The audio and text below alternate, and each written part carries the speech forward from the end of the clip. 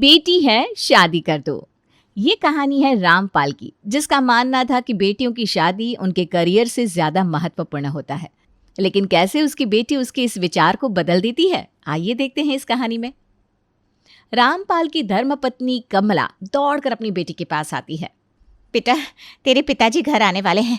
जल्दी से अपनी किताब बंद कर और तैयार हो जा। हमें 10 मिनट में बिरजू चाचा की शादी के लिए निकलना है। माँ, हमने कहा ना हमें नहीं जाना है। आपको पता है ना कल हमारी इम्तिहान है। अरे बेटा, तुम तो अपने पिताजी को जानती हो ना। चलो अब जल्दी से तैयार हो जाओ। माँ, मैंने कहा। बेटा चुप हो जाओ और जल्दी से तैयार हो जाओ, नहीं तो तुम्हारे पिताजी बहुत गुस्सा करेंगे। लो, आप ही गए। उनकी गाड़ी की आवाज आ रही है। चलो जल्दी करो, मम्मी की बात मान जाओ बेटा। कमला का पति घर के अंदर आता है। अरे तुम दोनों ने तैयार होना शुरू भी नहीं किया। हमें यहाँ से 10 मिनट में निकलना है, पता है ना। हाँ जी, हम दोनों बस तैयार हैं। रूपा तैयार हुई कि नहीं? अरे आप चिंता मत करिए, वो बस तैयार हो रही है। 5 मिनट में तैयार हो जाएगी। ठीक है, थोड़ा जल्दी करो। कमला जल्दी से अपनी बेटी के पास जाती है और उसे तैयार कर देती है। अरे कितनी देर लगा दी, चलो अब। पापा, कल मेरी परीक्षा है, मुझे शादी में नहीं जाना। आप लोग जाइए ना, मैं रत्ना आंटी के घर में रह लूंगी थोड़ी देर। बकवास बंद करो। दिन भर तो पढ़ती रहती हो, अभी तक तुम्हारी पढ़ाई पूरी नहीं हुई? क्या कुछ तैयारी करके नहीं रखी पहले से तुमने एग्जाम की? पापा, मैंने पढ़ लिया, लेकिन फिर भी एक बार और पढ़ना पड़ेगा ना पूरा। कुछ पढ़ने की जरूरत नहीं है, लड़की हो, लड़कियों को ज्यादा पढ़ाई की टेंशन नहीं लेनी चाहिए, समझी? चलो अब चुपचाप। इसके बाद रामपाल अपनी पत्नी और बेटी रूपा को लेकर बिरजू की शादी में चला जाता है। रामपाल अपनी बेटी की पढ़ाई को लेकर इतना सीरियस नहीं था। उसका मानना था कि वो एक बेटी है और उसकी कुछ समय बाद शादी हो जाएगी। वहीं दूसरी ओर रूपा को पढ़ने का बहुत शौक था। वो चाहती थी कि वो बड़ी होकर कुछ बन जाए। तभी जब रूपा का रिजल्ट निकल जाता है। वाह बेटा वाह, तेरे तो बहुत अच्छे नंबर आए हैं। हाँ माँ, उस दिन बिरजू चाचा की शादी वाले दिन मैं पढ़ भी नहीं पाई थी, लेकिन मैंने बहुत पहले से सब कुछ तैयारी कर रखी थी। फिर भी मुझे थोड़ा डाउट हो रहा था, और जब मैं अगले दिन स्कूल गई एग्ज़ाम देने तो देखा पेपर तो काफ़ी आसान आया है और मुझे सब कुछ आता था। अरे बेटा, तूने आज अपनी माँ का सर एकदम ऊंचा कर दिया। Thank you mummy. ज्यादा खुश होने की जरूरत नहीं है, फर्स्ट आके भी क्या करना है इसे, आखिरकार है तो बेटी। अपने पिताजी की ऐसी बात सुनकर रूपा को रोना आ जाता है। रो मत बेटा, सब ठीक हो जाएगा। देखना, एक दिन तेरे पापा तुझ पर गर्व करेंगे। माँ, सच में ऐसे होगा? हाँ बेटा, होगा, 100% होगा। तू बस मन लगाकर पढ़ती रह, तेरी माँ है ना तेरे साथ। लव यू माँ। रूपा बहुत मेहनत करती है और हर साल वो अपनी कक्षा में फर्स्ट भी आती है। ऐसे ही समय बीतता रहता है। रूपा 25 साल की हो जाती है। आज रूपा को देखने के लिए लड़के वाले आने वाले हैं, इसलिए उससे कहना कि वो कहीं बाहर ना जाए। अरे लेकिन आप तो कह रहे थे कि वो लोग परसों आएंगे।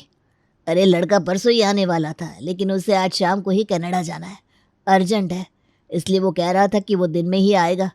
लेकिन तुम्हें क्या दिक्कत हो रही है? कहाँ है रूपा, बताओ। अब कुछ नहीं, वो उसकी सहेली का जन्मदिन है तो वहीं गई है। उसकी बचपन की सहेली है ना, फिर वो मना भी कैसे करती। अरे तुमसे कहा है ना कि उसे ज्यादा बाहर निकलने मत दिया करो। तुम कभी मेरी बात क्यों नहीं मानती कमला? अब जल्दी उसे फोन करो और बुलाओ, 2 घंटे में लड़के वाले आने वाले हैं। मुझे कोई गड़बड़ी नहीं चाहिए, पहले ही बोल दे रहा हूँ। अरे लेकिन कमला का पति वहाँ से चला जाता है। अब मैं क्या करूँ? रूपा तो एग्ज़ाम देने गई है। अगर इनको पता चला कि रूपा LLB की पढ़ाई कर रही है तो ये तो इसकी पढ़ाई ही रुकवा देंगे। हे भगवान, बिना किसी रुकावट के जल्दी से इसकी पढ़ाई पूरी करवा दीजिए। बस भगवान जी, आप रूपा के पिताजी को कुछ भी पता चलने मत दीजिएगा। करीब 1.5 घंटे बाद।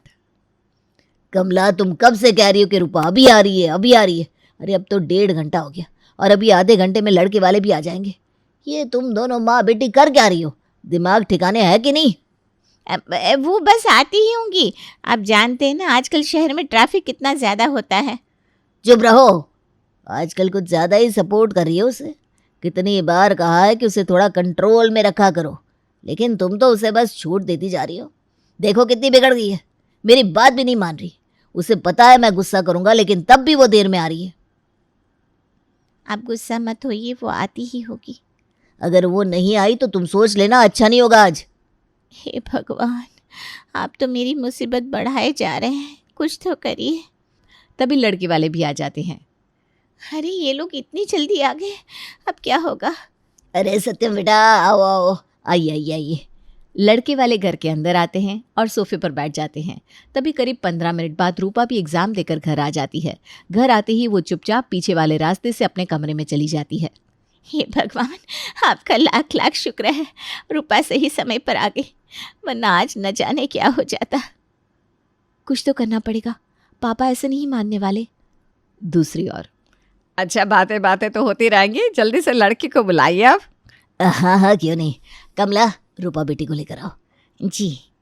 कमला अपनी बेटी को लाती है। लड़की तो बहुत सुंदर है। धनमाया जी, हमारी बेटी बहुत मेहनती है, घर का सारा काम करती है, कढ़ाई बुनाई सिलाई में तो 1 नंबर है। अच्छा, ये तो बहुत अच्छी बात है। हाँ धनमाया जी, आपको जैसी बहू चाहिए थी ना, बिल्कुल वैसी है मेरी बेटी। आपका और आपके घर वालों का बहुत अच्छा ध्यान रखेगी। धन माया को एक ऐसी घरेलू बहू चाहिए थी जो घर का काम करे और घर के सभी लोगों का ध्यान रखे। इसीलिए रामपाल अपनी बेटी की इतनी तारीफ कर रहा था। अच्छा रामपाल जी, मैं क्या कहती हूँ, अब लड़का और लड़की 10-15 मिनट बात कर ले हैं? हाँ जी क्यों नहीं। रामपाल अपनी बेटी की तरफ देखता है और उसे इशारों में समझाने की कोशिश करता है कि वो सत्यम के साथ अच्छे से पेश आए। अच्छा, आपने कहाँ तक पढ़ाई की है? जी, मैं बस इंटर तक पढ़ी हूँ। अच्छा कोई बात नहीं। ये बताइए, ये शादी आपकी मर्जी से तो हो रही है ना? नहीं। क्या? जी, अगर आप चाहते हैं कि मैं सच बोलूँ तो मैं सच ही बोलूँगी। ऑब्वियसली मैं चाहूँगा कि तुम सच बोलो। वो बात यह है कि मुझे अभी शादी नहीं करनी है, क्योंकि मुझे अभी पढ़ाई करनी है और मुझे पता है कि आप सबको एक ऐसी लड़की चाहिए जो घर का सारा काम संभालती हो। मैं आपसे सच कहूँ तो मुझे घर का कोई भी काम नहीं आता और मैं आपके लिए बिल्कुल परफेक्ट नहीं हूँ। और प्लीज़ मेरे पिताजी को ये सब बताइएगा मत, वरना वो मुझे बहुत डांटेंगे। तुम परेशान मत हो, मैं तुम्हारे पिताजी को कुछ नहीं बताऊंगा। मुझे इस बात की खुशी हुई कि तुमने कम से कम सच तो बोला, क्योंकि शादी ब्याह जैसी चीज़ों में सच बोलना ज़रूरी होता है। Thank you so much. चलो, रूपा के लिए एक चीज़ तो अच्छी हुई कि वो लड़का काफ़ी अंडरस्टैंडिंग था। उसकी बात मान भी गया। थोड़ी देर बाद सत्यम अपनी माँ के साथ वहाँ से चला जाता है। अरे उन लोगों को घर पहुंचे हुए 1 घंटा तो हो ही गया होगा, वो लोग मेरा कॉल क्यों नहीं उठा रहे? अजी आप चिंता मत करिए, जो भी बात होगी बता देंगे ना आपको। बार बार उन्हें कॉल मत करिए, वरना सोचेंगे कि हम लोगों को ज़्यादा गरज पड़ी है। कमला, ऐसा भी तो हो सकता है कि नहीं, तुम ये बात तो सही कहती हो, मुझे बार बार उन्हें कॉल नहीं करना चाहिए। और नहीं तो क्या, रिश्ता करना होगा तो कॉल करेंगे, नहीं करना होगा तो नहीं करेंगे। आप चिंता क्यों करते हैं? चलो, जैसा मैंने सोचा था वैसा ही हुआ। इस तरह रूपा अपनी शादी कैंसिल करवा देती है। माँ, कॉलेज के असाइनमेंट वगैरह बनाने के लिए 1500 रुपये की ज़रूरत है और कोचिंग की भी फ़ीस देनी है। कहाँ से आएंगे इतने पैसे? रुक बेटा, मेरी ये अंगूठी है, इसे बेच देते हैं। इसमें तेरा 2-3 महीने का आने जाने का किराया भी हो जाएगा। कुछ महीने बाद, कमला, वो जो गोल्डन चेन तुम अपने गले में पहनती थी, 5-6 दिनों से गले में दिख नहीं रही, कहाँ है वो? अरे वो तो मैंने सुनार को दी है, उसमें चमक करवाने के लिए। अच्छा, कब दिया? वही 4-5 दिन पहले। तो 5 दिन तो हो गए, अभी तक तुम चेन लेकर आई नहीं दुकान से। अरे वो काम ही इतना पड़ गया था कि जाना ही भूल गई। आप चिंता मत करिए, दुकान में सेफ है, बहुत बड़ी दुकान है। वो लोग ऐसा वैसा कुछ नहीं करेंगे। हाँ ठीक है, लेकिन उसे पहना करो, गले में अच्छी लगती है। जी ठीक है, कल जाकर ले आऊँगी। अच्छा, मैं ना ज़रा बाहर जा रहा हूँ, थोड़ी देर में आता हूँ। अब मैं इनको कैसे बताऊँ कि मैंने वो सोने की चेन तो रूपा की कॉलेज फीस भरने के लिए बेच दी है। हे भगवान, आज तो बहाना मार दिया, लेकिन अब मैं इनसे कल क्या बोलूँगी। अगले दिन रामपाल फिर से अपनी पत्नी से उसी सोने की चेन के बारे में पूछता है।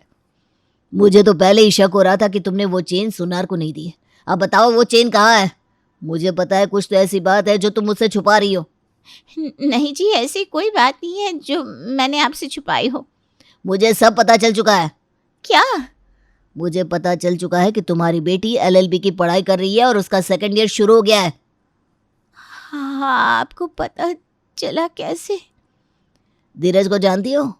वही धीरज जो एक बार हमारे घर आया था अपनी पत्नी के साथ। उसने हमारी रूपा को ब्लैक कोट में देख लिया था। उसने तुरंत मुझे फ़ोन किया और मुझे सब बता दिया। हाँ तो क्या हो गया? हमारी बेटी पढ़ लिख लेगी, अपना भविष्य बना लेगी, तो इसमें बुराई क्या है बताइए? ज़माना कहाँ से कहाँ पहुँच चुका है और अभी तक आपकी सोच वही की वही है। कमला, कितनी बार कहा है कि हमारे घर में बेटा नहीं बेटी पैदा हुई है। अरे बेटी बड़ी होती है, उसकी शादी कर दी जाती है।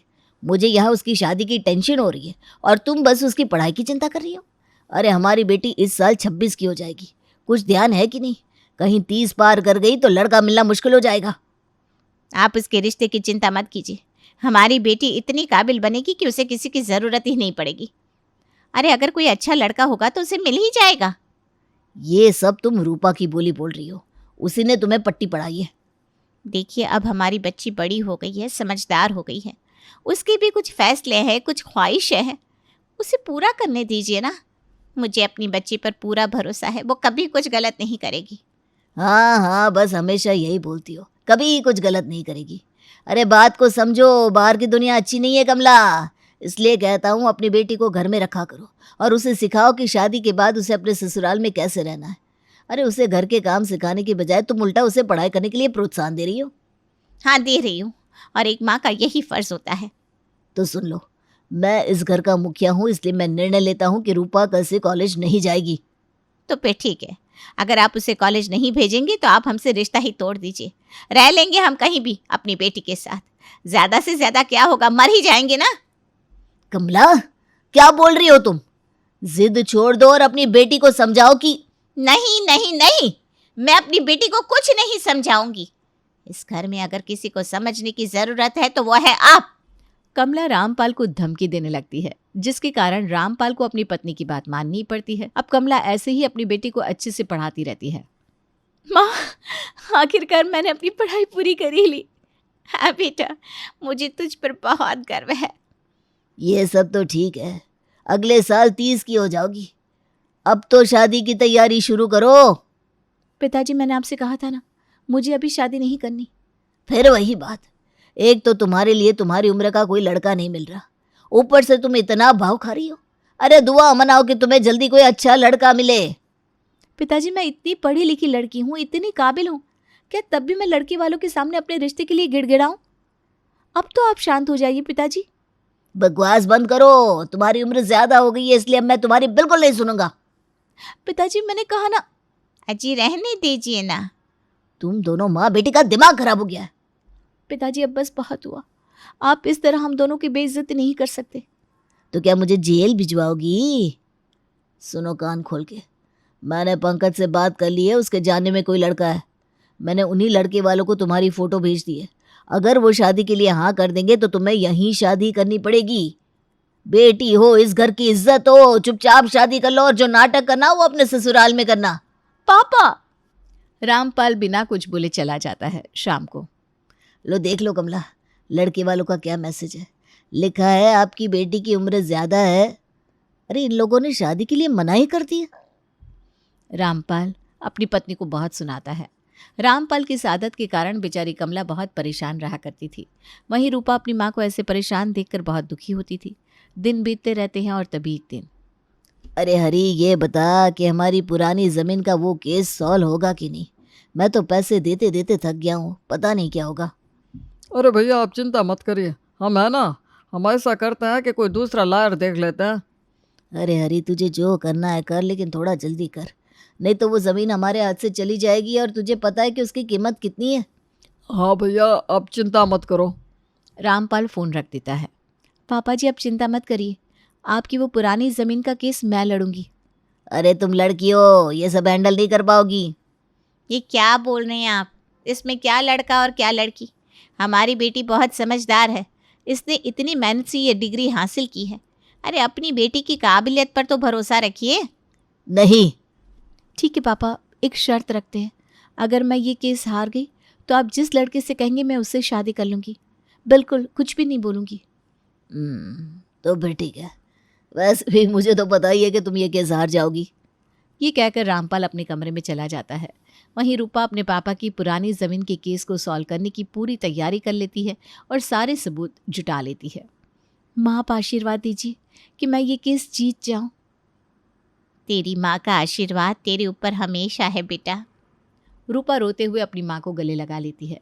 कुछ देर बाद सभी लोग कोर्ट पहुंचते हैं और रूपा के पिताजी रामपाल की पुरानी ज़मीन की सुनवाई शुरू होती है। योर ऑनर, मिस्टर जगत ने मेरे पिताजी की जमीन को अवैध रूप से हड़पने की कोशिश की है और उसके पुख्ता सबूत ये रहे। रूपा कुछ सबूतों को जज के सामने पेश करती है। वो बेहद प्रोफेशनल तरीके से चतुराई और समझदारी के साथ केस जीत जाती है और उसके इस कार्य के लिए उसके हर जगह वाहवाही होती है। मिस्टर रामपाल, वाकई में आपकी बेटी ने तो आज आपका सर ऊंचा कर दिया। हाँ जी। रूपा और उसकी माँ मुस्कुराते हुए रामपाल की तरफ देखती हैं। आज रामपाल की आंखों में अपनी बेटी के लिए प्यार और सम्मान दिखाई दे रहा था। मुझे तुम दोनों पर गर्व है। इतनी कठिनाइयों के बावजूद भी तुम दोनों ने आखिरकार मुझे हरा ही दिया। रामपाल को विश्वास हो जाता है कि उसकी पत्नी ने उसकी बेटी की पढ़ाई सपोर्ट करके बहुत अच्छा काम किया। इसके कुछ ही दिनों बाद रूपा के लिए एक बहुत अच्छा रिश्ता आता है, जिसके लिए रूपा भी तैयार हो जाती है और उसकी शादी हो जाती है। अब दोनों परिवार खुशी खुशी रहने लगते हैं। अंत भला तो सब भला। हाँ जी।